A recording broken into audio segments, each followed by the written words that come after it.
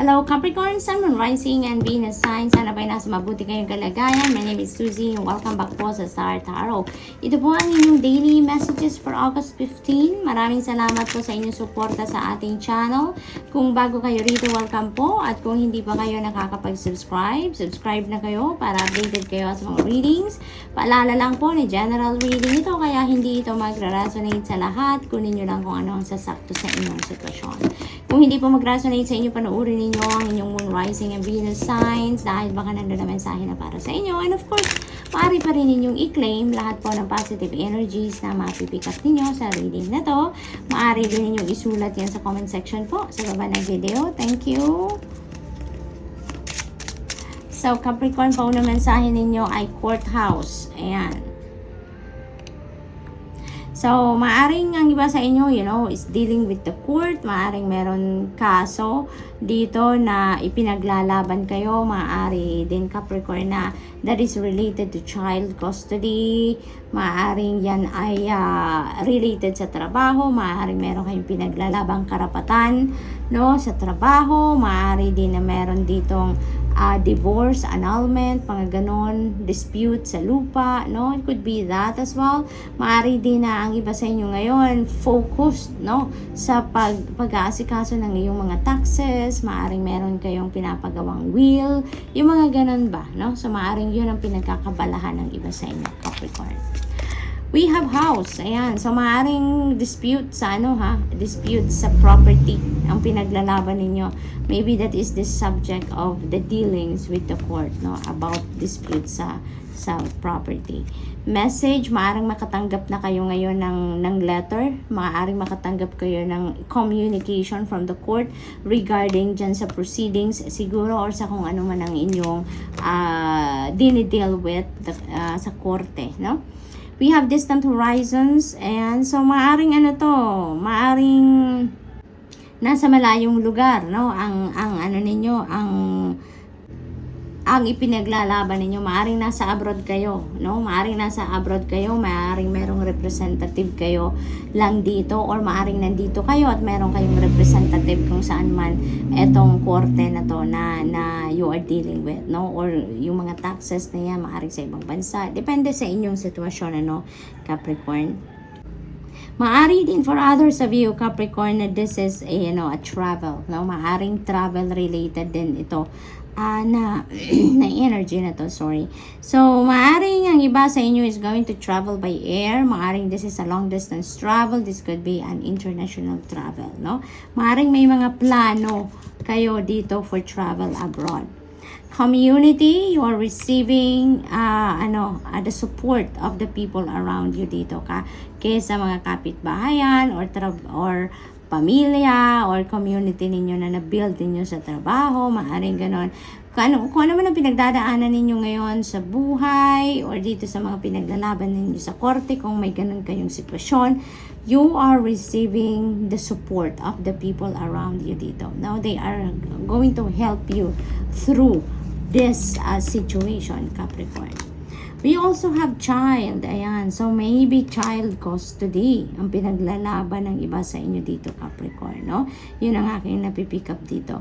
Maaring may magsiseparate talaga dito na parents.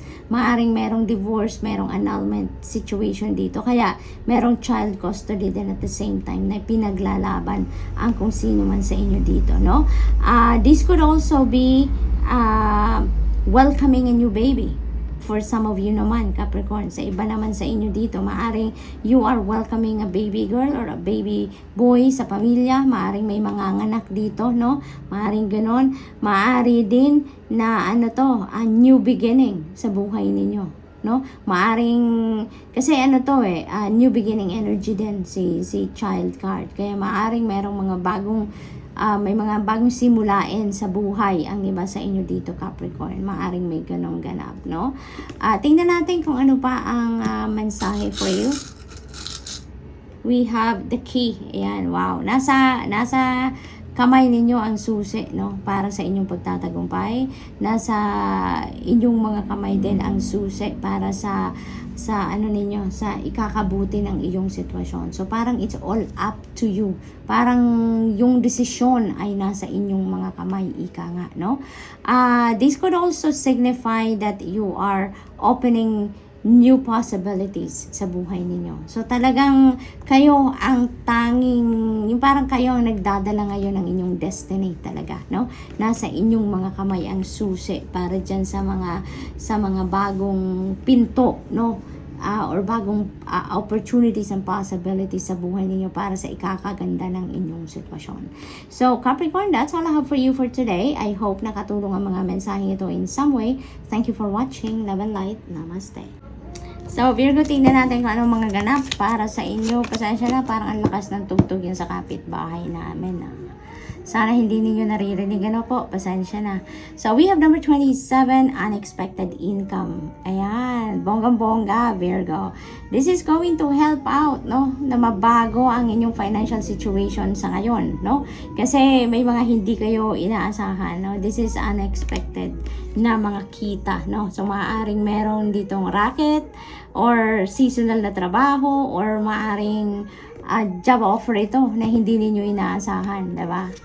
Tignan natin kung ano pa ang ganap for Virgo. We have main, female. Maaring kayo to, Virgo, or maaring you are dealing with a female person na maaring siya yung magbibigay ng opportunity sa inyo for additional income, no? Mature man.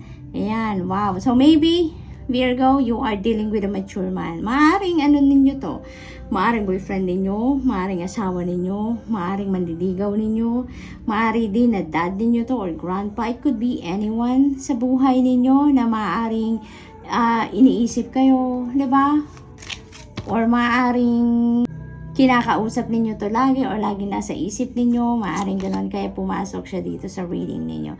Change, definitely there's going to be some kind of change pagdating sa inyong kaperahan, no? Pagdating sa inyong financial landscape, financial situation, there is some changes coming in dahil dito sa unexpected income na to. So this is beautiful. Maaring may mga plans din kayo surrounding your money matters, no?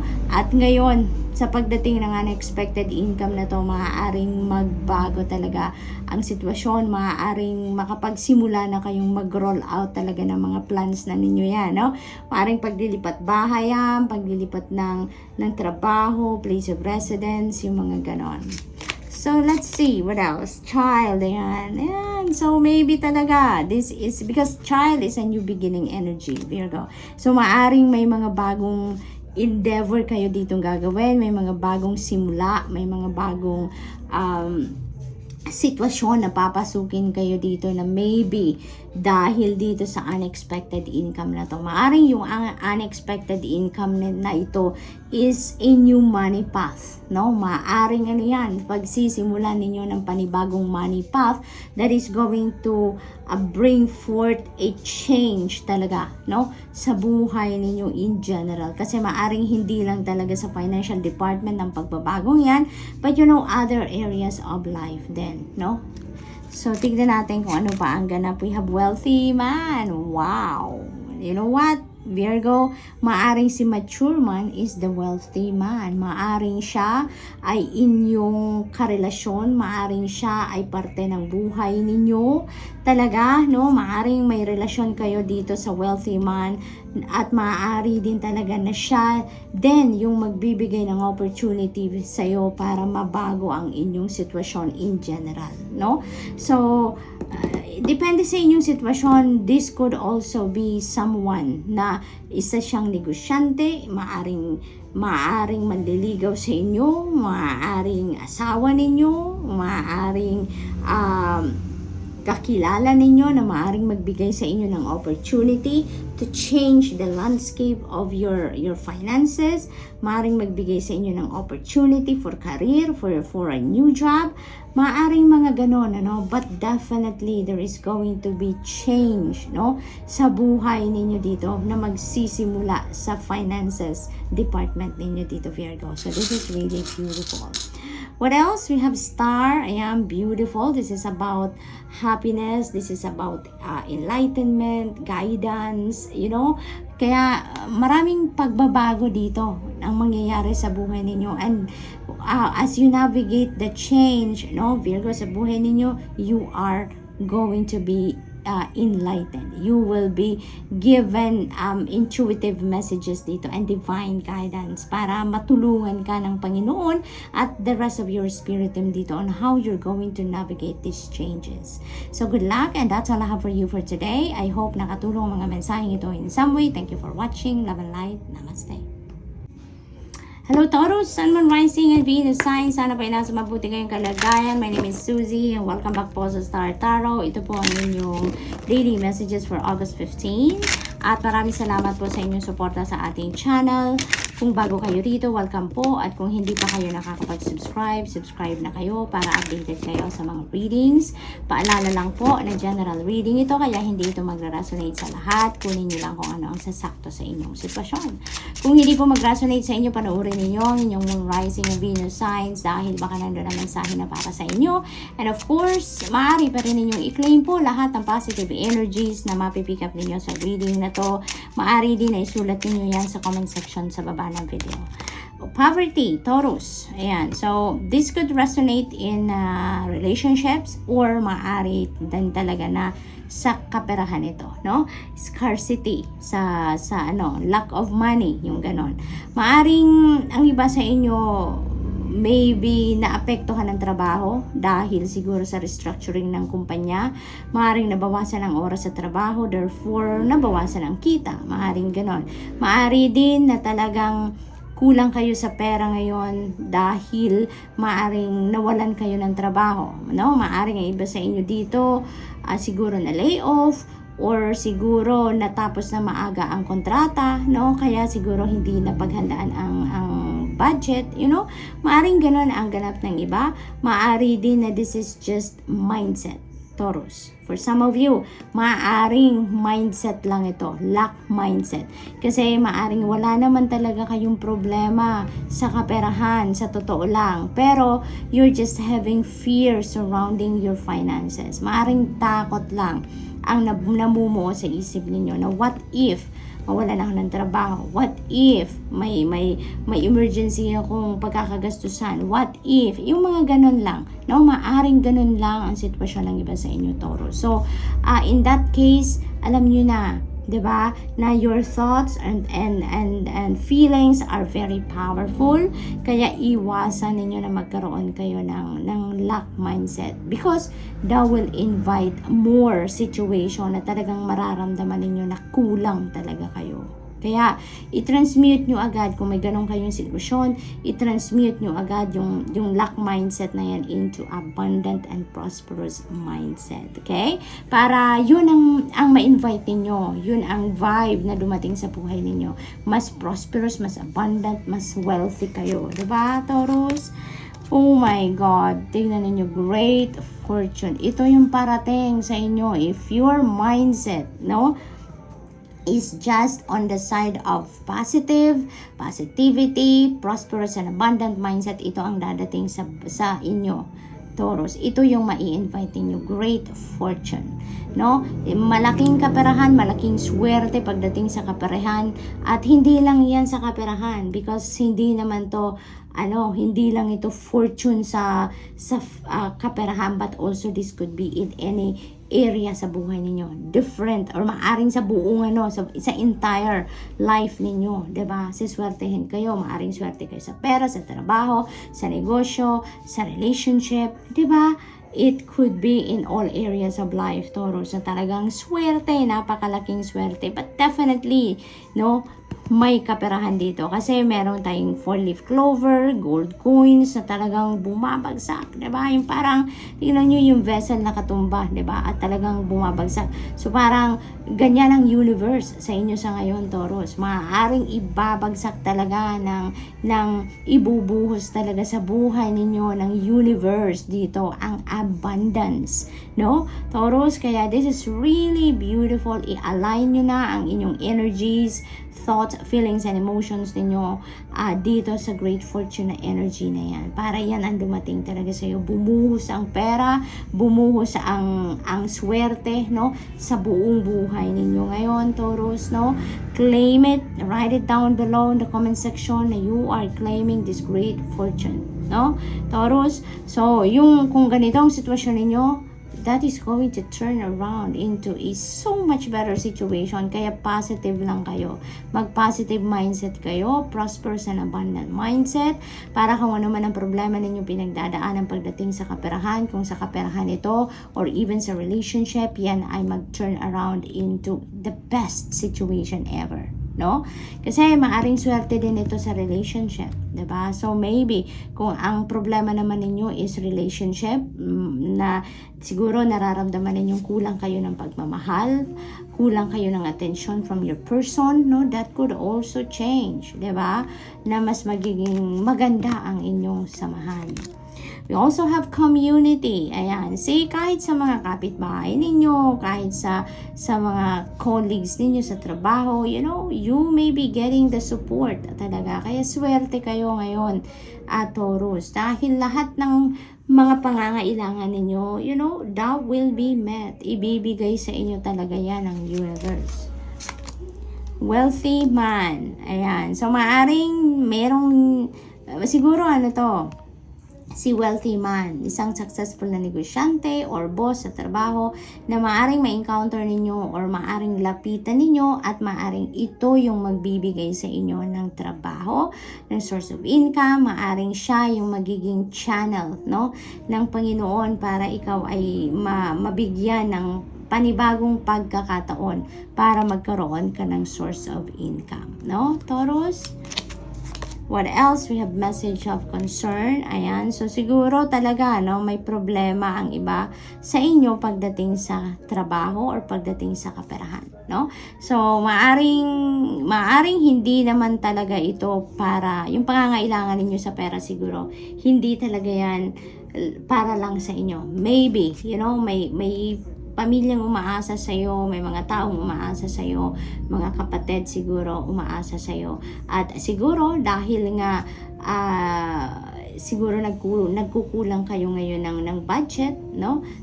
Kaya mas lalong lumalaki ang iniisip ninyong problema, no? So maaring 'yon ang nagpapaalala sa inyo sa ngayon. Kaya huwag kang mag-alala, no? Sa mga alalahanin ninyo na wala namang problema ang hindi tayo kayang solusyonan, 'di ba? Walang problema na binibigay sa atin na hindi natin kayang lampasan. Kaya in cases like that, no, na ganitong may mga concern kayo, may problema kayo, kapit lang, laban lang, be positive lang, Taurus.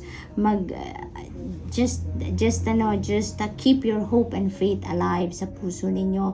Kapit lang kayo sa Panginoon, magtiwala kayo na hindi kayo papabayaan, na tutulungan kayo. So call in, no, the help of God and your angels and your spirit guides, dahil you know they will come to the rescue. Tutulungan ka niyan. They are going to send you help through other people, no? Magpapadala yan ng mga taong makakatulong sa'yo sa iyong sitwasyon, Taurus, okay? Kaya don't focus on the problem itself, but focus on the things that you can do para mabago ang iyong sitwasyon, para masolusyonan ang iyong problema, and yun, pag nagdadasal kayo, humihingi kayo ng tulong sa Divine Universe, make sure that you do your part as well, na ma-access ninyo kung ano ang mga mensahe para sa inyo. Listen to your intuition, no? Listen to your intuition, listen to your heart. Dahil yung mga mensahe matatanggap ninyo dyan sa iyong intuition, that is the message for you from the divine, no? Yan ang mga divine guidance, yung mga gabay para sa iyo. Kasagutan yan sa mga dasal ninyo, yung mga guidance na hinihingi ninyo, dyan yan papasok. Kaya make sure na pakinggan ninyo, okay? So that you will be guided. So we have the energy of the coffin. Ayan. So meron sitwasyon dito na nagtapos. Kasi tapos na to. No, this is ending. No, this represents endings. Kaya, nakasara na yung coffin dahil tapos na. Tinapos mo na or nagtapos na. So, definitely, no, may trabahong nagtapos na dito. Yun ang akin napipick up. Kasi, yun ay, parang nandun sa sitwasyon na yan, sa trabaho, sa source of income, parang umikot yung mga cards na to, yung mga energies na to. Kaya, maari talaga na merong nagtapos dito na trabaho, na source of income ninyo. Maaring nag-resign kayo, maaring natanggal kayo, maaring natapos ng kontrata ninyo sa trabaho, maaring ganun ang sitwasyon. Kaya, you are facing a new beginning dito. Kasi pag may nagtatapos, may nagsisimula, diba? So, maaaring may nagtapos dito na trabaho because of the coffin energy. So, definitely, may nagsarang pinto sa inyo dito, no? Pagdating sa kaperahan, sa source of income. But, meron ditong napipintong pagsisimula. At ang napipick up ko dito, si wealthy man na magbubukas ng bagong pinto para sa inyo. Si wealthy man ang panggagalingan, no, ng bagong opportunity, no, para sa inyo dito, Taurus. Kaya, keep the hope and faith alive dahil, siswertehin ka. You have the great fortune card. Yung struggle na naramdaman ninyo dito sa poverty energy, that is going to turn around into a so much better situation. Merong nagsara na pinto sa inyo dito dahil merong nagbubukas. Merong inihandang bago na mas bongga para sa inyo ang Divine Universe. With a great fortune energy, siswertehin ka dito. No? May bagong swerteng parating sa inyo. This is a beautiful new beginning, no? Taurus, so tingnan natin kung ano pa ang ganap. We have the olive leaf, and this is about friendship and peace, no? Sa lahat, no, ng problemang pinagdaanan ninyo, mga struggles na pinagdaanan ninyo, you are going to find the element of peace eventually. Kaya, kapit lang, laban lang, okay? Maaring may mga kaibigan ka dito tutulong sa'yo, yung community card na to.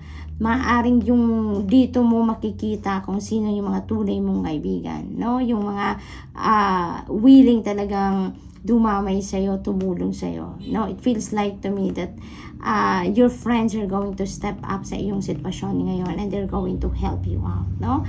So, good luck to that, Taurus, and that's all I have for you for today. I hope nakatulong ang mga mensahe ito in some way. Thank you for watching. Love and light. Namaste.